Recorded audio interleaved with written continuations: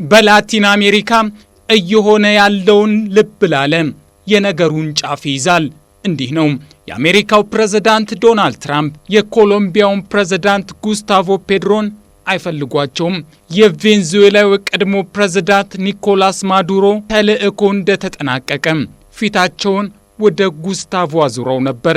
ትራምፕ እርሱም የማዱሮን ዕጣ ያገኛል ሲሉም ዝተው ነበር።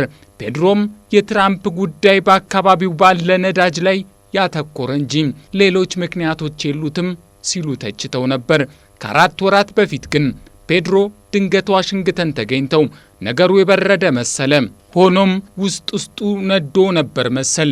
ትራምፕ በኮሎምቢያው ምርጫ ላይ ቀኝ ዘመሙን አብላንዶ አስፕሬላን እንዲመረጡ መልእክት ላኩም።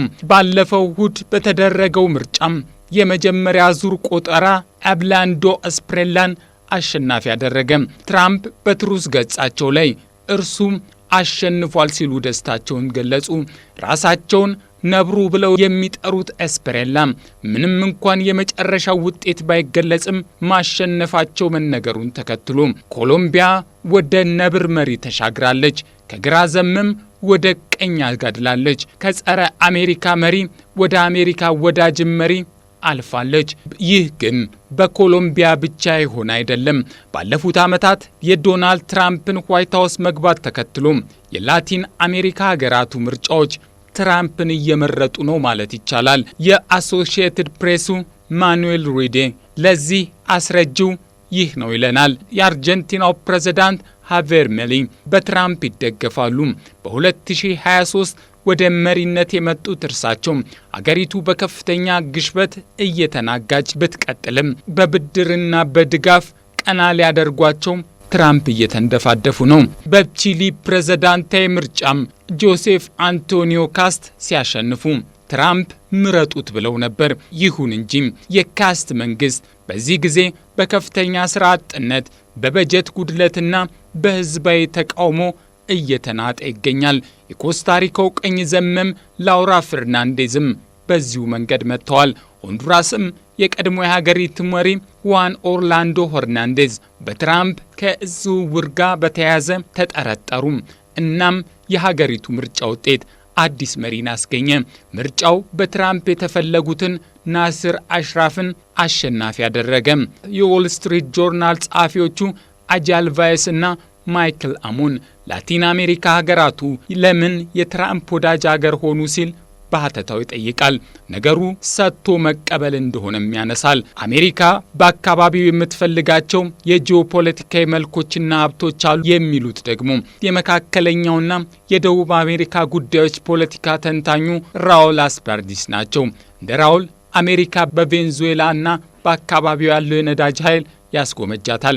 በዚያ ስፍራም በሀገራቱ ያለው የፖለቲካ ሁኔታ ለዋሽንግተን ሳይመቻት ለዘመናት ቆይቷል። ይህን ያዩት ትራምፕ አካባቢው በደጋፊዎቻቸውና በቀኝ ዘመም ወግ አጥባቂ መሪዎች ማጥለቅለቅ ቀጥለዋል። ትራምፕ ቀጥተኛ ድጋፍ በማድረግ ሰዎች በምርጫ ወደ መሪነት እንዲመጡ እያደረጉ ነው። በትሩዝ ገጻቸው ላይ ድጋፍ እየሰጧቸው ላቲን አሜሪካዊ መሪዎቹም እየተመረጡ ነው። ከዚህ ባሻገር በገንዘብና በሌሎችም ድጋፍም ትራምፕ ማድረጋቸው የሚጠበቅና እየታየ ያለውም ነው ይላሉ ራውል አስፓርዲስ። በተለይም በአሜሪካ የሚዘወሩት የፋይናንስ ተቋማት ለእነዚህ ሀገራት ብድርና ድጋፍ እንዲያቀርቡ እያደረጉም ይገኛል። ይህ ለመሪዎቹና ለሀገራቱ የሚዋል ውለታ ሲሆን ሀገራቱና መሪዎቹም ግን የሚጠበቅባቸው አለ። በአካባቢው የተረጋጋ ፖለቲካዊ ሂደት ማስፈን፣ በአካባቢው የሚንቀሳቀሱ የታጠቁ ኃይሎችም እንቅስቃሴያቸው እንዲቆም ይፈለጋል። የታስ ሐተታ እንደሚነግረን ደግሞ በኤልሳልቫዶር እንደተገነቡ አይነት ግዙፍ እስር ቤቶች እንዲገነቡና የአሜሪካ ወንጀለኞች ያለቻቸውን ሰዎች ማጎሪያ ስፍራ በላቲን አሜሪካ ሀገራቱ እንዲሰራ ትፈልጋለች። ፍልሰተኞች ጉዳይ ላይም ጠንካራ አቋም እንዲኖራቸው ትራምፕ ይፈልጋሉ። ትራምፕ ፍልሰተኞቻችሁን ያዙ ብለዋልና አሜሪካ ከመድረሳቸው በፊት ሀገራቱ ጠባቂው እንዲሆኑ ይፈልጋል። በደምሳሳው ግን በአካባቢው የነበረውን የሶሻሊዝም ፖለቲካ ባህል ለመቀየር የተነሱም ይመስላል። በላቲንና በመካከለኛው አሜሪካ ለረጅም ጊዜ የዘለቀው ሶሻሊዝም መሰረቱ ቢናጋም ዛሬም ድረስ እየተቀጣጠለ ነውና ይህ ህሳቤ ለአንዴና ለመጨረሻ ጊዜ እንዲያከትም ይፈልጋሉ። የነገሮች ማሳረጊያ ግን ይህ ነው። በ2016 ምርጫ ትራምፕ ወደ ዋይት ሃውስ መምጣታቸውን ተከትሎ ወደ መሪነት መንበሩ የመጡ እንደ ብራዚሉ ጃይር ቦልሶናሮ መሰል መሪዎች የትራምፕ ዋይት ሃውስን መልቀቅ ተከትለው እነርሱም ለቀዋል። ያም ተባለ ይህ ግን ላቲን አሜሪካ አሁን ወደ ቀኝ እያዘመመች ይመስላል።